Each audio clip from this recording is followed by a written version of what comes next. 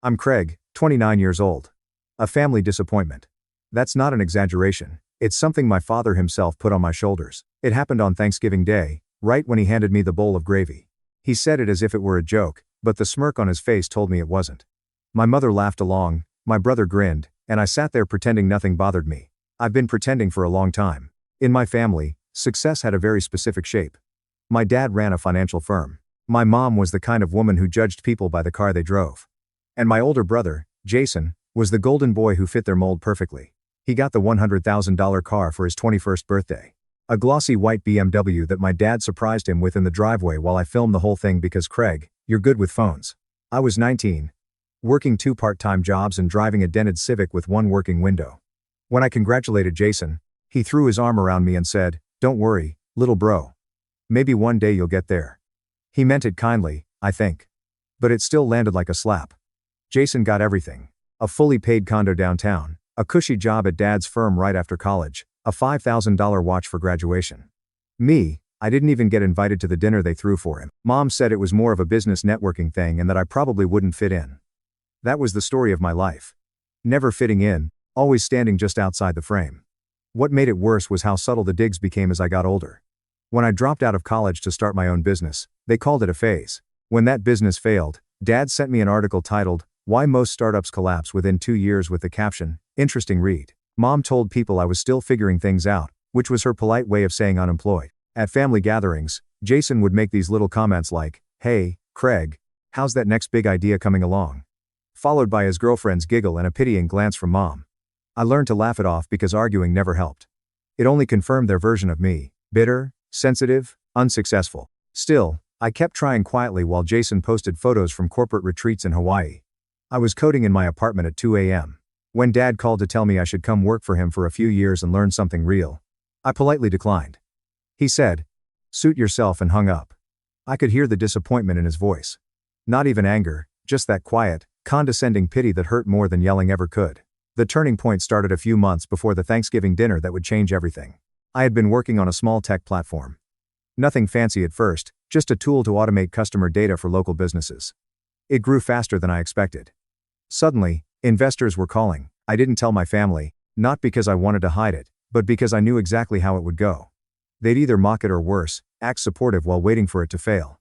I wanted to build something on my own terms, something real without the constant shadow of my dad's firm or Jason's perfect resume hovering over me. By that point, I had stopped showing up for most family events. The few I did attend were more out of guilt than desire. But that year, Mom insisted I come home for Thanksgiving. "It's been too long," she said. "Your brother's bringing his new girlfriend, and everyone's excited to see you." The way she said, everyone sounded rehearsed. I almost said no, but a small part of me, the part that still hoped maybe they'd finally treat me like more than a disappointment, said yes. The dinner was held at a country club because of course it was the kind of place where the napkins were folded like swans and the waiters wore white gloves. I arrived early wearing the only blazer I owned, a little wrinkled from sitting in my car. When I walked in, I saw my family already seated at a long table. Jason waved, grinning, "Look who decided to show up. The prodigal son returns." Everyone laughed. I smiled and sat down. I told myself I wouldn't let it get to me. Not tonight. But it didn't take long for the old routine to start. Dad asking Jason about quarterly performance, Mom complimenting his girlfriend's elegant taste. Then a casual, "So Craig, what are you doing these days?" I kept it simple. "Still working on a few tech projects." Dad raised an eyebrow. "Tech projects?" He repeated like it was a foreign word. "So no real job yet." Jason laughed softly. "Hey, he's an entrepreneur, Dad. That's what they call it now when you don't have a paycheck." Everyone chuckled. I felt the old burn in my chest, but I forced a smile. "Something like that," I said. Mom patted my hand gently like she was comforting a child. "We're proud of you for trying, dear. Not everyone's meant to take the easy route." The dinner went on full of little jabs disguised as humor. When the wine started flowing, the comments got looser. Jason told a story about how Dad had taught him everything about business and how some people just aren't wired for success. Then came the toast, the moment that stuck in my mind long after that night. Jason stood, glass raised high, his voice loud enough for nearby tables to hear. "Here's to family," he said. "And to my brother Craig. Maybe someday you'll catch up." Laughter rippled around the table. My hand tightened around my glass, but I didn't say a word. I just looked at him at all of them and smiled. A real smile this time, though they didn't know why. Because 15 minutes later, as dessert was being served, the giant TV above the bar flickered. The sports channel cut to breaking news. Local business headlines. Tech startup acquired for $40 million, the anchor said. Founded by local man Craig Lawson. I didn't even hear the rest. The room seemed to slow down. My dad froze mid-sip. My mom's smile faltered. Jason turned toward the screen, his face draining of color. Then he looked back at me, his voice barely above a whisper. Wait, that's your company. And that was the moment everything shifted. Not just in the room, but in my life. But before I could answer, before I could even process the expression on his face, Dad's phone buzzed on the table. He picked it up, glanced at the screen, and his expression turned unreadable. That was when I knew something bigger was coming. The silence after that headline was the kind that fills every inch of a room and still manages to press against your ribs. Jason's hand hovered mid-air, holding his wine glass like he'd forgotten what it was for. My mom blinked at the TV, her jaw tight, and my dad's phone buzzed again, this time louder, vibrating against the tablecloth. I just sat there staring at my untouched dessert, pretending to read the little chocolate tag that said, "Happy Thanksgiving from Stoneburg Country Club." Dad was the first to speak. "Well," he said, clearing his throat, his voice stiff. "I suppose that explains why you've been so busy." He laughed, but it sounded dry, like a bark that didn't belong to him. Mom finally found her voice. "Craig, why didn't you tell us?" Her tone wasn't proud or amazed. It was sharp, almost accusing. "Do you know how embarrassing it is to find out from a television?" I shrugged lightly. "You never asked."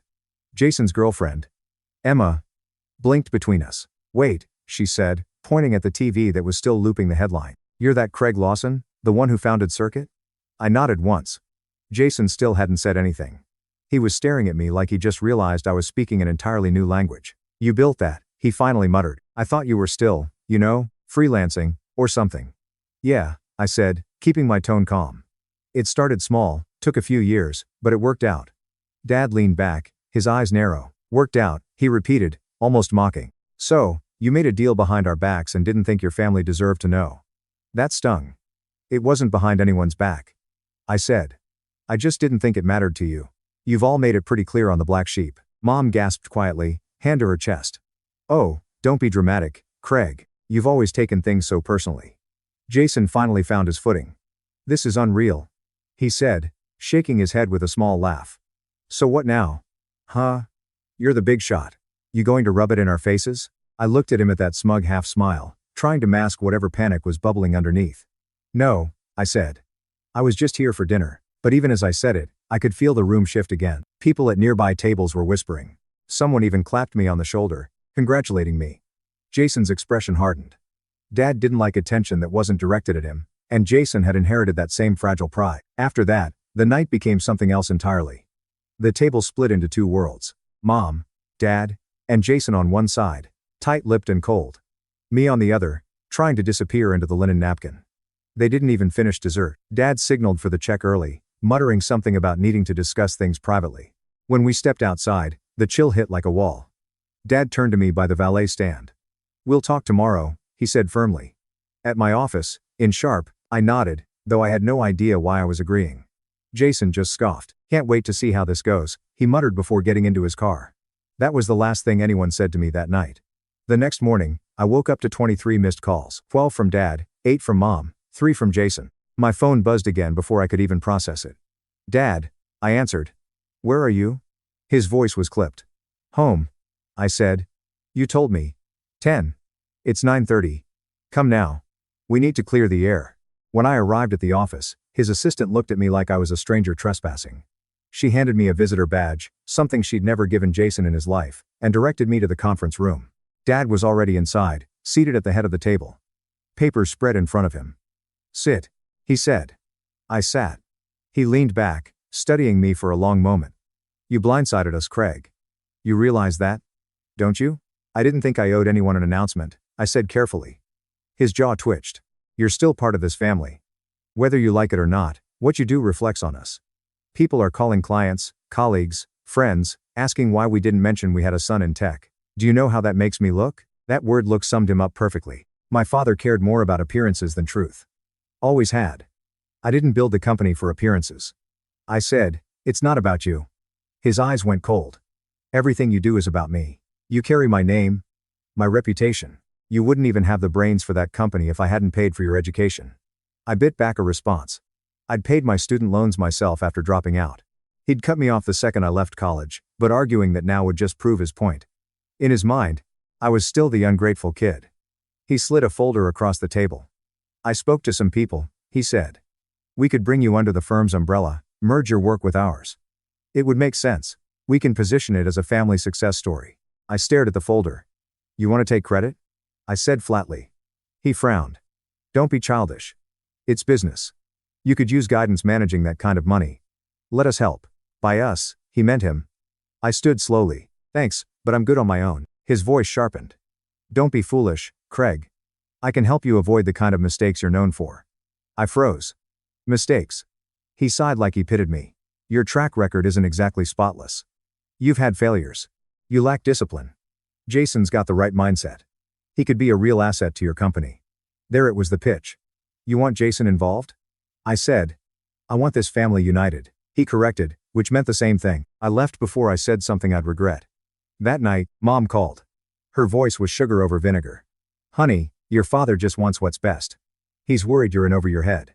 I'm fine, Mom. I know, sweetie, but $40 million is a lot to handle. Maybe talk to Jason. He's got experience with these things. I laughed quietly.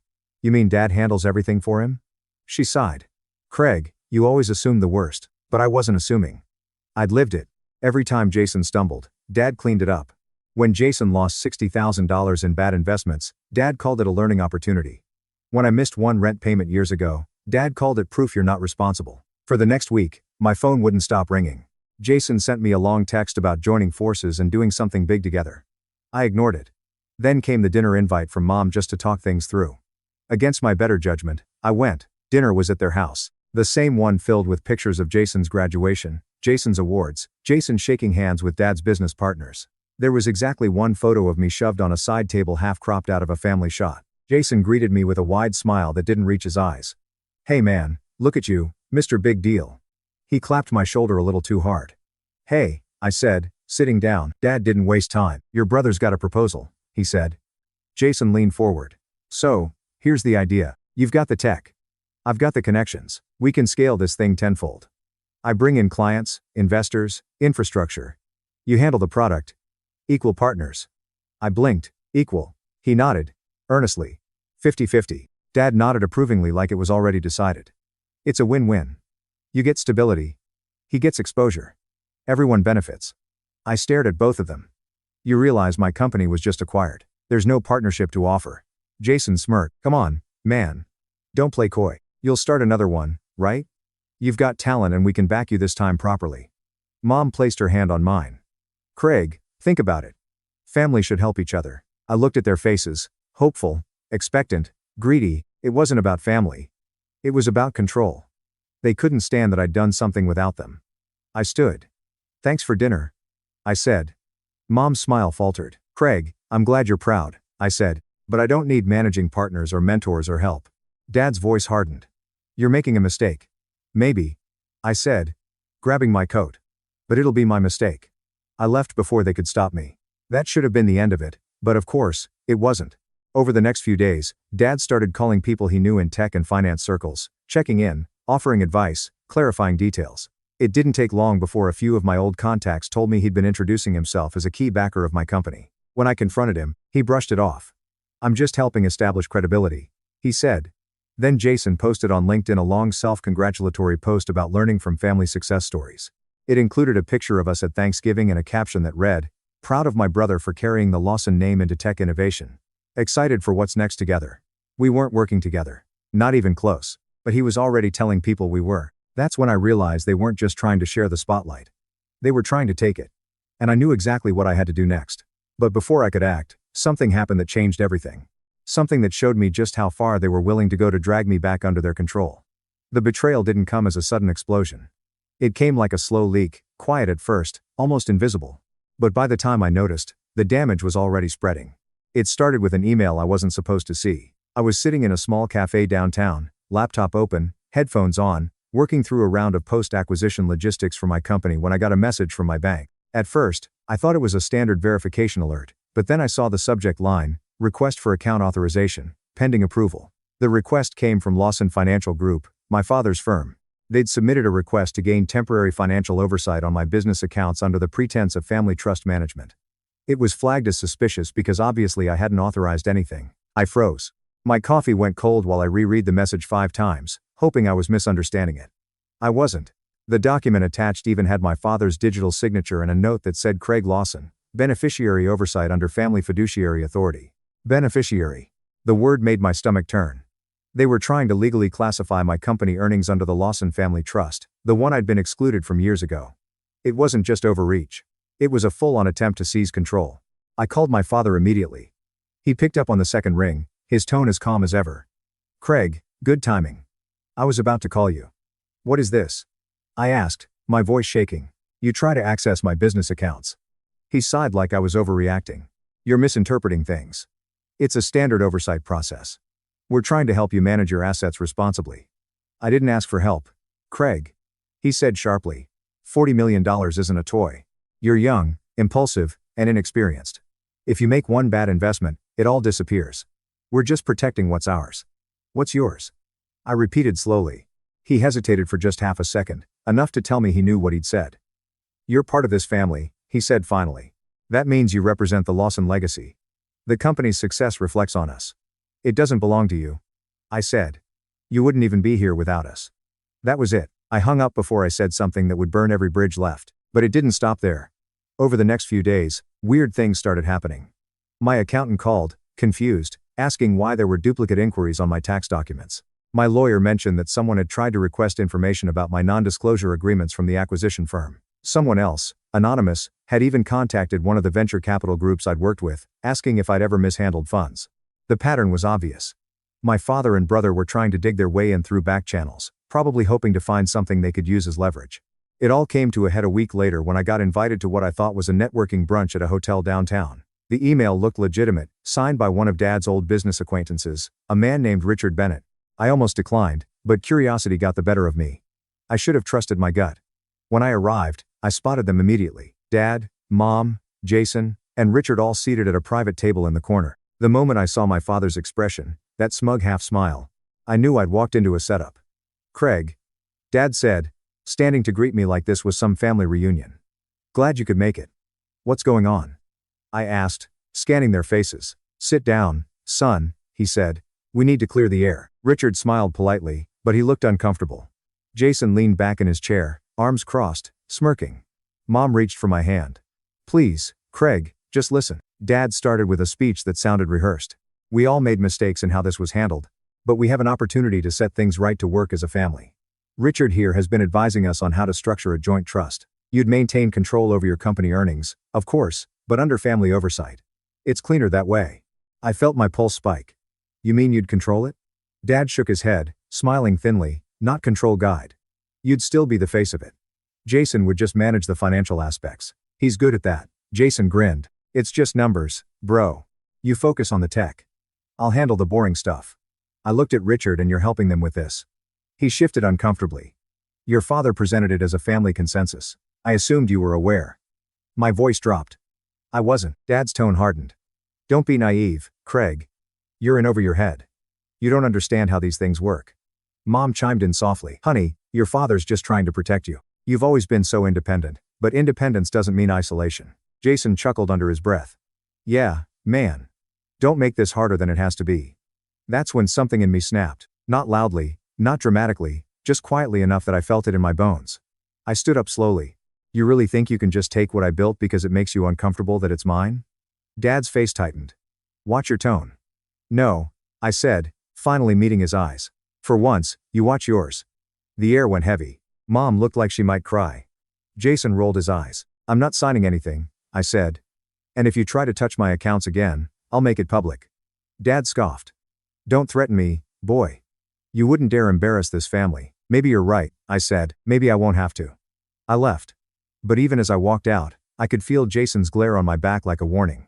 That night, the real betrayal hit. I was at home, half asleep, when my phone exploded with notifications. Dozens of messages, emails, and calls. My business Slack was going crazy. A client had posted on social media tagging me directly. Disappointed to learn about the internal misconduct at Circuit.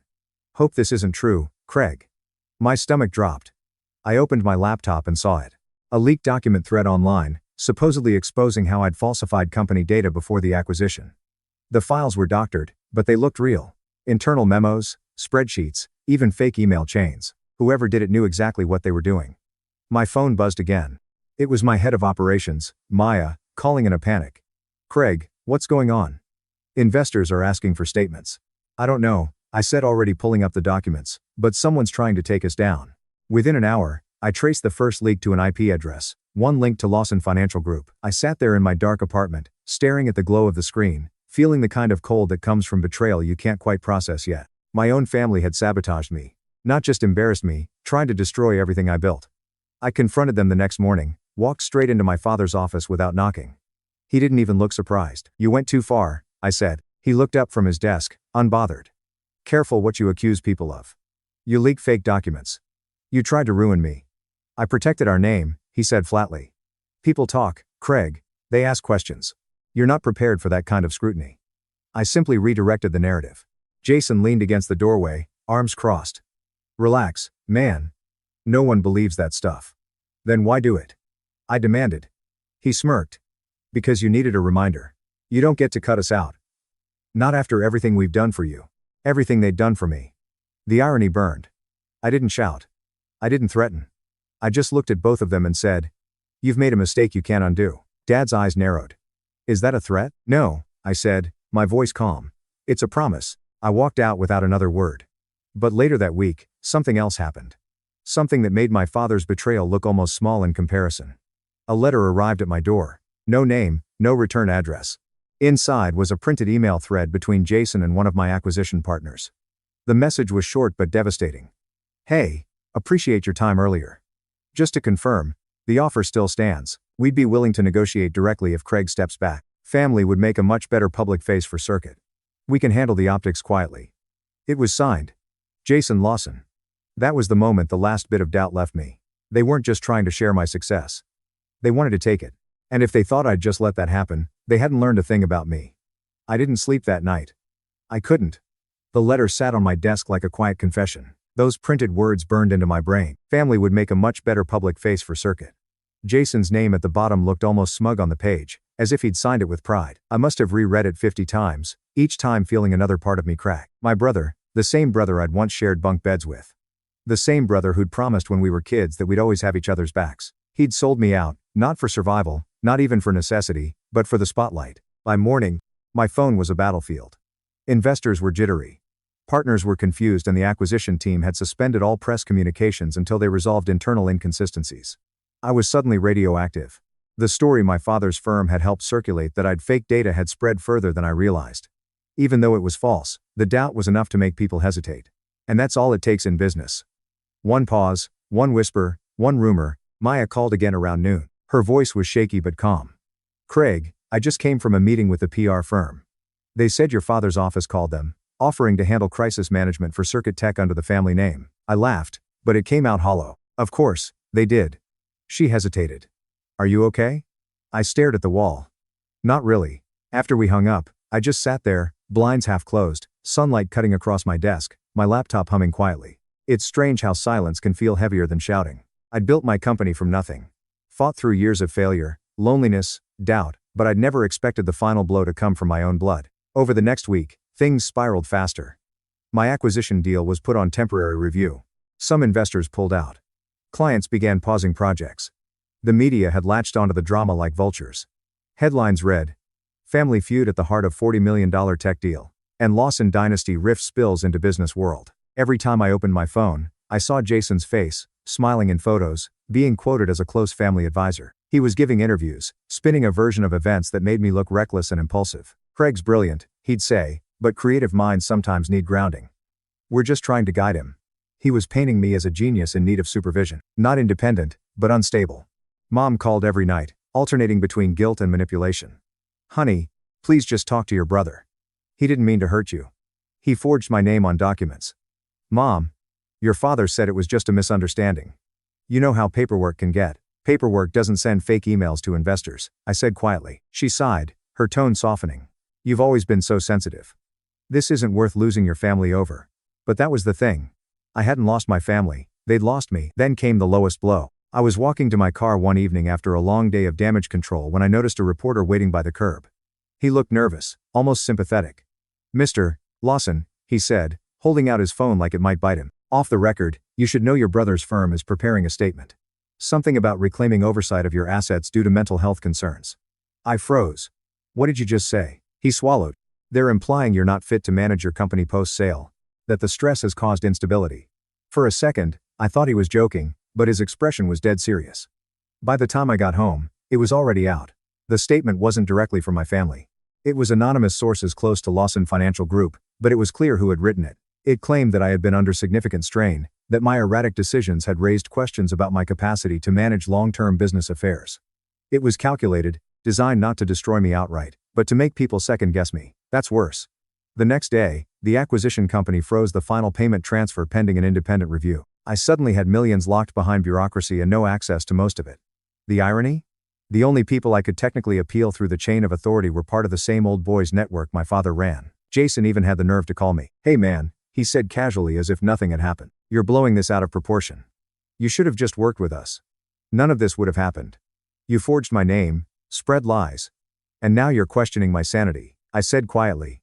"You think this is just business?" He sighed. "You always make things emotional. Look, Dad's right. You need structure. You're not built for this kind of pressure." Something inside me cracked then, but not in the way they wanted. I didn't yell. I didn't argue. I just said, "Thanks for the clarity," and hung up. That was the moment I hit rock bottom. Not because I'd lost money or status, but because I finally accepted that there was nothing left to save between us.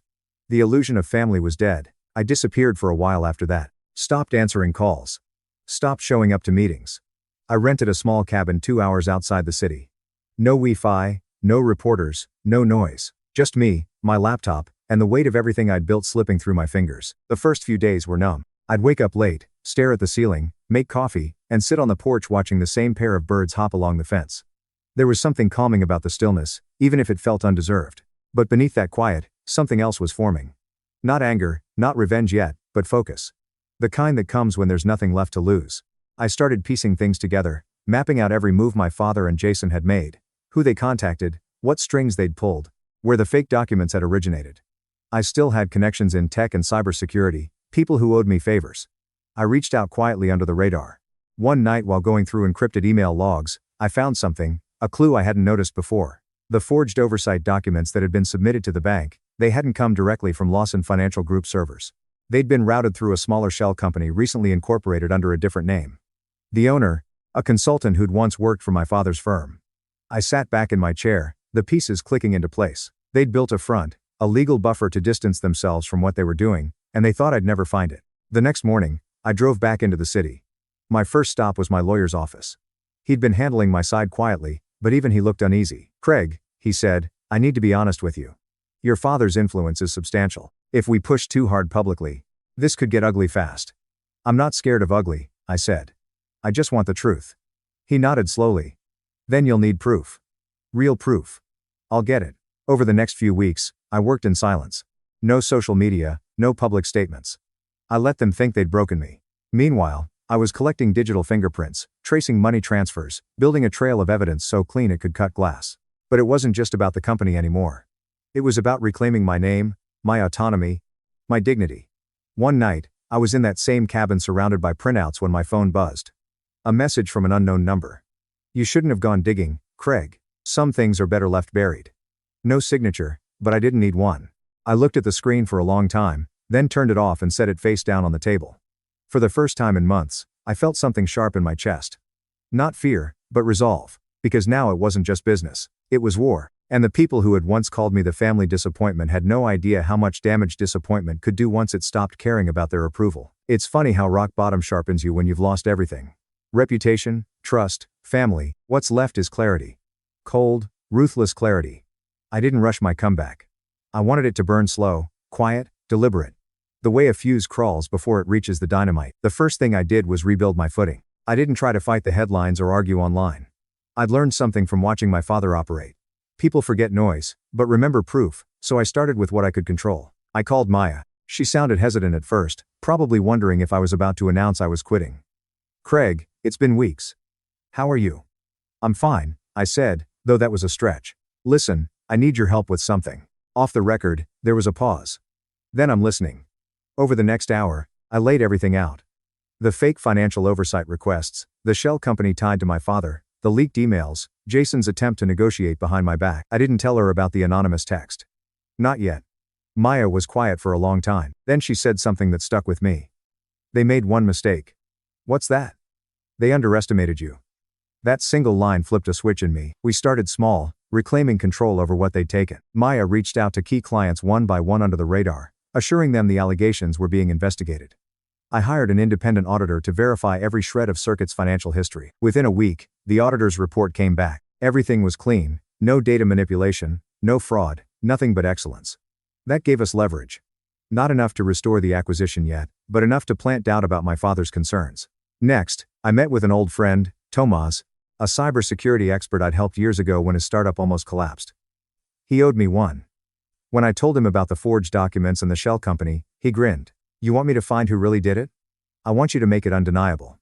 For 2 weeks, Tomas dug into digital mods. Every night, he'd send me updates, IP traces, VPN logs, server timestamps, the works.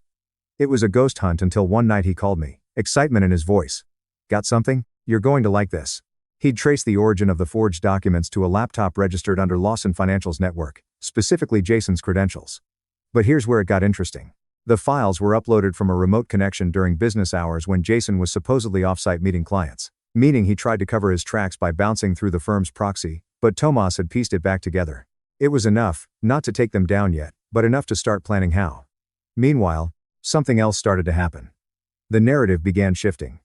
A tech journalist who'd covered my acquisition months earlier reached out privately. I've heard whispers about what your family's been doing. If you're ready to talk, I'll listen. I didn't respond right away. Timing mattered. I wanted all the dominoes in place first. Then came the call I'd been waiting for from the acquisition company's legal division. Mr. Lawson, the attorney said, the review is complete. Your name has been cleared. We'll proceed with the final disbursement this week. I didn't celebrate, not outwardly. But when I hung up, I sat in my car for a long time, just breathing. That was the first real victory, not just for me, but against them. But I wasn't done. Once the funds were released, I made a few quiet moves. I opened a new holding company under a different name, Laro Group. No ties to the Lawson family, no familiar executives. I transferred assets, patents, and rights connected to my upcoming projects there. It was airtight, legal, and invisible. Then I started my next venture. I called it NeTrack, an AI platform that automated back-end infrastructure for startups. It was exactly what I wished I'd had when I was building Circuit. Within 3 months, early investors were lining up. Within 6, it was already valued at $10 million privately. I made sure no public filings mentioned my last name. While I was rebuilding, Jason was busy imploding. His guidance narrative was losing traction. Without my silence to fuel it, the press started digging. A few journalists noticed discrepancies in his story, conflicting timelines, self-contradicting claims.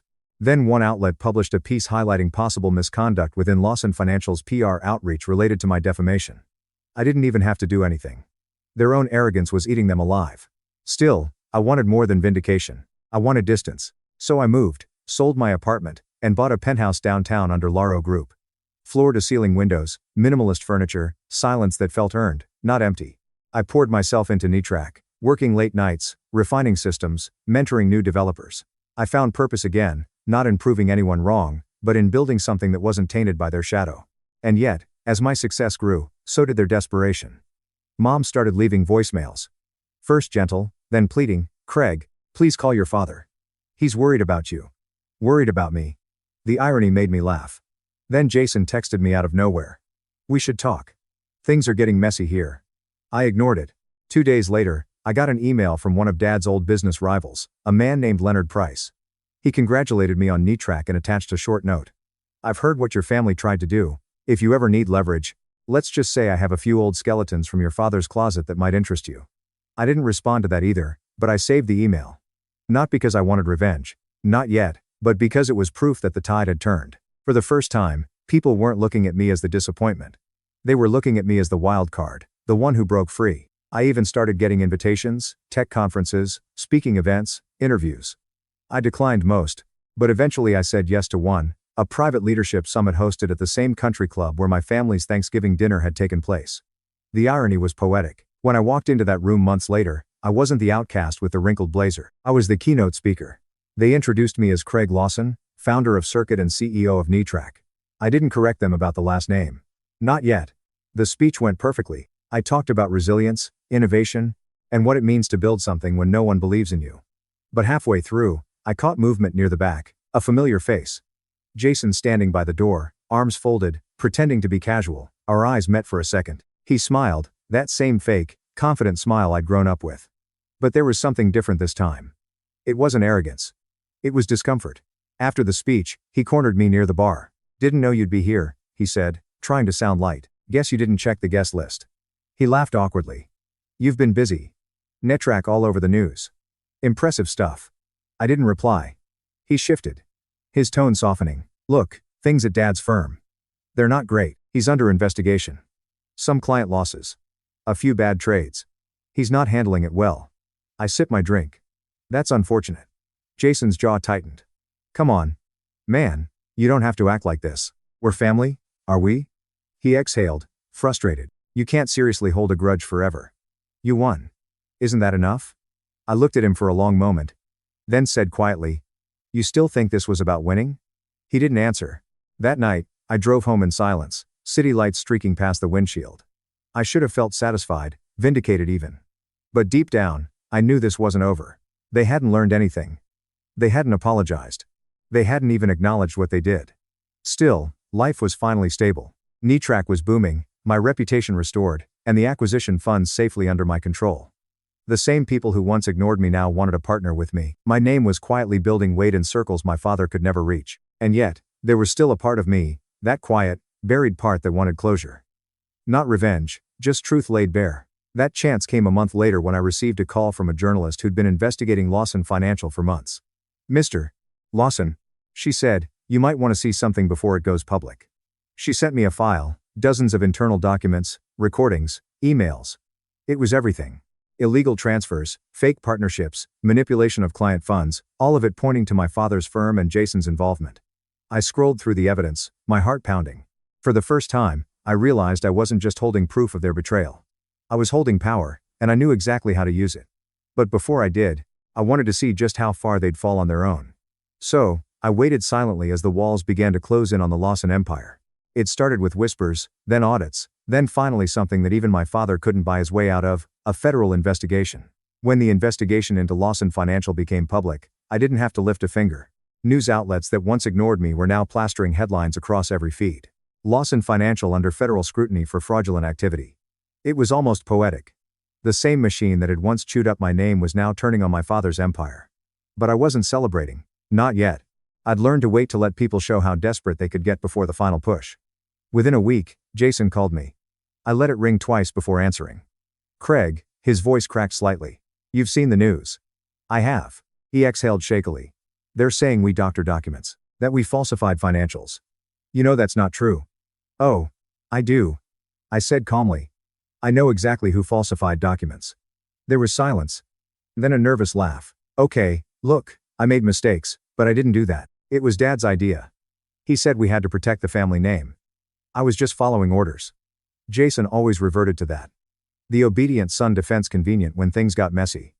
"I can't help you. I said you made your choices." "Craig, please," he said, desperation bleeding into his tone. "They're coming for me now. I need you to talk to your contacts, the tech press, the auditors. Tell them I had nothing to do with it." I stared out my window, city lights glinting like cold stars against the skyline. "You didn't have a problem using my name when it suited you," I said quietly. "Now you want me to clean yours? Come on, man.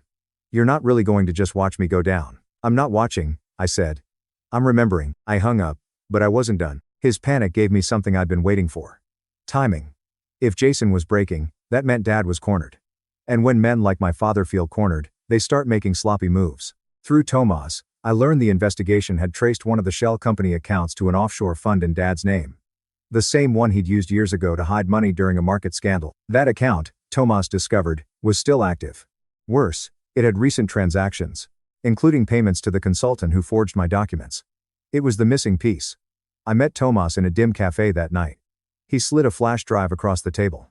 "Everything you need. Transaction history, transfer records, timestamps." They tried to erase them, but I found backups. I picked it up carefully. This could ruin him. Tomas smirked. "That's the point, right?" But I didn't want just ruin. I wanted revelation. A moment they couldn't talk their way out of, where every mask fell off in front of witnesses who mattered. And Thanksgiving was coming again. Mom sent the usual group message. Family dinner, same place, 6 p.m. Let's put the past behind us. I almost deleted it. Then I realized it was the perfect stage. When the night came, I arrived early. Same country club, same polished silverware, same warm lighting. The last time I'd walked in here, I was the disappointment. This time, I was the storm they didn't see coming. They arrived one by one. Mom first, dressed like she was attending a photo shoot. Then Jason, pale and tense. And finally, Dad, looking worn down, though still trying to project authority. He greeted me with forced warmth. "Craig, glad you came." I nodded. Wouldn't miss it. We made small talk. It was brittle. Every word felt like it might shatter. Halfway through dinner, Jason finally snapped. "Are you happy now?" he asked, voice tight. "You got what you wanted. The company's collapsing. Dad's reputation is shot. My career's done." I set my fork down. "You did that yourselves." Dad's tone sharpened. "Don't take that tone with your brother. He's paid enough for your grudge." "My grudge," I said softly. "You framed me. You stole from me. You tried to bury me. And now you want pity." He leaned forward. Eyes cold. "You're still bitter. You think success makes you righteous? You wouldn't even have that success if it weren't for this family." I smiled slightly. "Funny. I used to believe that, too." Then I pulled out my phone, opened a file, and slid it across the table. It was Tomas's compilation, time-stamped bank records, emails, offshore transfers, everything. Dad's expression froze. Jason leaned in and went white. Mom just whispered, "What is this?" "Proof," I said simply. "Every transfer. Every forgery. Every payment tied to your consultant. It's all there. You didn't just break the law. You tried to drag my name through it, too." Dad's hand trembled slightly, though he tried to hide it by folding his napkin. "You think this will help you? You're as much a Lawson as we are. If this comes out, your name's in it, too." I leaned back. "No, Craig Lawson is done. Everything I own now, my company, my assets, they're under Laro Group. Clean, independent, untouchable. You taught me to cover my tracks. I just learned better." Jason looked at me like he'd seen a ghost. "You planned this," he whispered. "For a while," I said. "You wanted control. You wanted the family name to mean something again. Well, now it will." Dad glared at me. Fury barely contained. "You wouldn't dare expose your own father." I looked him dead in the eye. "You stopped being my father when you tried to destroy me." For a long time, no one said anything. The only sound was the soft hum of the dining room and the distant clink of glass. Then I stood. "You should probably call your lawyer," I said. "Because tomorrow morning this goes to the investigators. All of it." Mom grabbed my arm. "Craig, please don't do this. You'll ruin us." I paused. "You ruined me first." Then I walked out. The next morning, I didn't send the file. Not to the authorities. Not yet. I sent it to the journalist who'd contacted me months earlier. She'd been waiting for a follow-up, and I gave her everything. Within 48 hours, the story broke. New evidence links Lawson Financial to international fraud ring. Sources suggest internal whistleblower. The photos were everywhere. Dad leaving his office surrounded by reporters. Jason shielding his face from cameras. Mom looking lost in the background. By the end of the week, federal agents raided Lawson Financial's headquarters. Accounts were frozen, assets seized.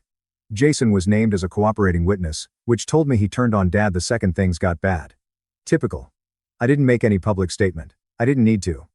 The truth spoke louder than I ever could. But the best part came later that month, when the same news channel that had once broadcast my company's acquisition now ran a special segment on the fall of Lawson Financial. The reporter ended with a line that almost made me laugh. Ironically, the family's estranged son, tech entrepreneur Craig Lawson, appears to be the only member who emerged unscathed and more successful than ever. I turned off the TV, sat back in silence, and let that sentence settle. They'd spent years calling me the disappointment.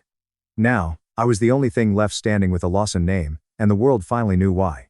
But what they didn't know was that I wasn't done yet. Because I just received a letter, not from a lawyer, not from a journalist, but from someone I hadn't expected to hear from again. A letter that would change what I planned to do next. The letter came on a gray December morning, slipped under my apartment door without a return address. The envelope was plain, the handwriting careful but trembling. I recognized it immediately, my mother's. For a moment, I thought about throwing it away, but curiosity won. Inside was a single page. Her words were short, uneven. "Craig, your father's been charged. They came to the house last night. Jason gave them everything to save himself. He's under investigation, too. I don't expect forgiveness, but I needed you to know that we never stopped loving you. We just didn't understand you. And now it's too late. I hope you find peace. Please don't come here." It's better if you remember us the way we were before all of this. Love. Mom. I set the letter down and stared at it for a long time. There was no satisfaction in it. Not the kind you see in movies. Just quiet, heavy, final quiet. A few days later, the verdicts began rolling in. My father's empire collapsed publicly and painfully. He was found guilty of fraud, tax evasion, and obstruction of justice. The same financial press that had once worshipped him now picked apart every lie he'd built. Reporters described how he'd used his firm to manipulate markets and cover illegal transfers, and how the cover-up began when he tried to protect his family's image. Jason wasn't spared either. He struck a deal to avoid prison, but his career was finished. Every major financial institution cut ties with him. He moved out of his downtown condo, his name scrubbed from company registries. His once lavish life reduced to a series of apologies no one cared to hear. Mom disappeared from the public eye. She sold the family home quietly and moved out of state. I didn't hear from her again, though sometimes I caught myself wondering if she'd ever found peace. As for me, the irony was I didn't have to lift a single finger once the truth came out. Everything they'd used against me became their undoing. The documents they forged, the lies they spread, the arrogance that made them believe they could control everything. It all came back around perfectly, almost poetically. The night my father's sentencing aired on the news, I sat alone in my office, the city glowing beneath the window. The reporter's voice droned softly in the background. Former financial executive Harold Lawson sentenced to 12 years in federal prison. His son Jason Lawson has entered a plea agreement and is cooperating with investigators. I muted the TV. For the first time in my life, there was no anger left. No noise, just clarity. The kind that comes when you finally stop needing approval from the people who never wanted you to succeed. I walked to the window and looked out over the skyline. The same city where they'd once laughed at me, where I'd been the family disappointment. Down below, the headquarters of my company glowed with the logo I'd built from scratch. Nitrek. My name wasn't even on the building, and I liked it that way because I didn't need anyone to know who I was anymore. The people who mattered already did. A few weeks later, I visited the country club one last time. Not for dinner, not for nostalgia, just to see it in daylight. The place was almost empty, the same room where Jason once raised a glass, and said, "Maybe someday you'll catch up." I sat at the same table, ordered a drink, and smiled to myself. The waiter asked if I was waiting for someone. No, I said, just remembering something. I stayed for a while, then left the check on the table with a note scribbled on the back. Nothing poetic, nothing cruel, just one line. Guess I finally caught up. And as I walked out into the winter air, I realized something I never had before. Revenge wasn't about watching them fall. It was about finally standing tall without needing them to see it. That was the real victory. That was the end of being the disappointment. Thank you so much for watching until the end. If you really like our videos, please don't forget to like, share, and subscribe. Have a great day.